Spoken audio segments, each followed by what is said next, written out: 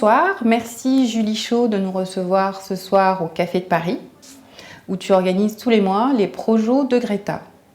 Qui est Julie Chaud? Une réalisatrice, une comédienne, une rappeuse bucolique, une journaliste, une auteure de dessins animés pour enfants?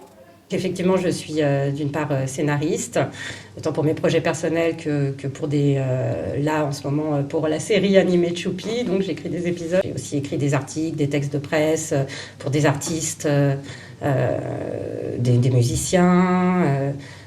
J'ai été pigiste pour la presse féminine, pour Le Bonbon. Voilà, c'est vaste.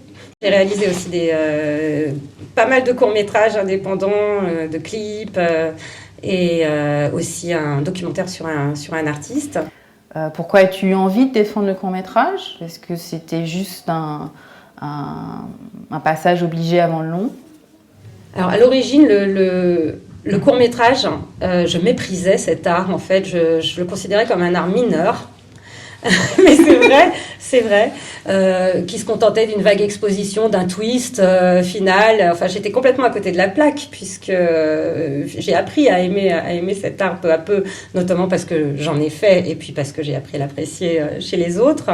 Et au final, à présent, je pense à peu près tout l'inverse. C'est-à-dire que c'est raconter une histoire, transmettre des choses en 1h30 quelque part, c'est la facilité. Faire la même chose en 10 minutes, ça, c'est un vrai challenge.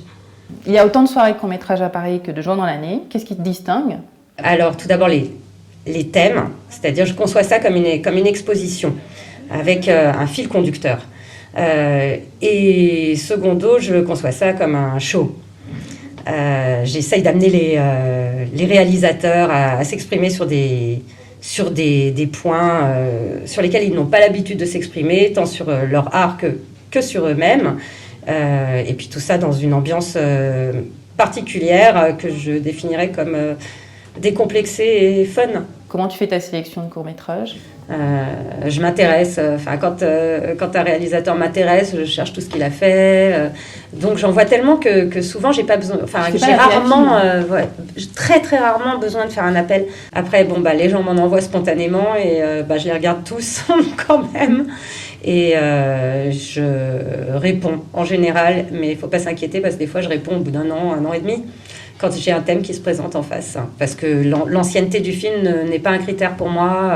Avec les thèmes, je passe peu de films qui viennent juste de sortir, quoi. Moi, je suis d'abord scénariste. C'est-à-dire que je suis plus touchée par la structure et par ce que dit le film. Bien sûr, je passe aussi des films léchés techniquement, mais si une vidéo envoyée par l'association des cheminots de France me touche, je la sélectionne aussi. Depuis le temps que tu organises des soirées de court-métrage, tu as rencontré énormément d'auteurs. Je suppose que tu as des favoris. Est-ce qu'il y a des auteurs qui, tu penses, vont passer au long-métrage, vont avoir une longue carrière prometteuse dans le cinéma français ou à l'international?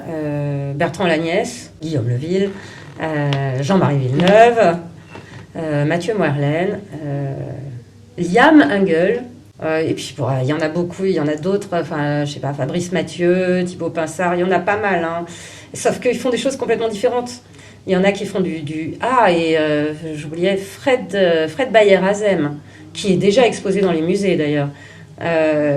Donc c'est dans des domaines complètement différents. Il y en a qui font du cinéma d'auteur et puis d'autres comme Liam Engel, je pense qu'il fera Spider-Man 5. C'est un lieu de cinéma, c'est un très beau décor. Pourquoi as-tu choisi le Café de Paris? C'était question surtout d'espace et je tenais à ce que ça reste un bar et je tenais aussi à la gratuité. Et c'est un ami comédien qui connaissait Bachir, le patron du Café de Paris, et qui m'a mis en contact avec lui. Et on a eu un rendez-vous, ça a duré 5 minutes, c'était réglé. Et j'ai eu ce fameux lieu idéal dont je suis très heureuse. Comment définirais-tu en 3 mots tes soirées court-métrage? Alors, décadré, pointu et bon enfant.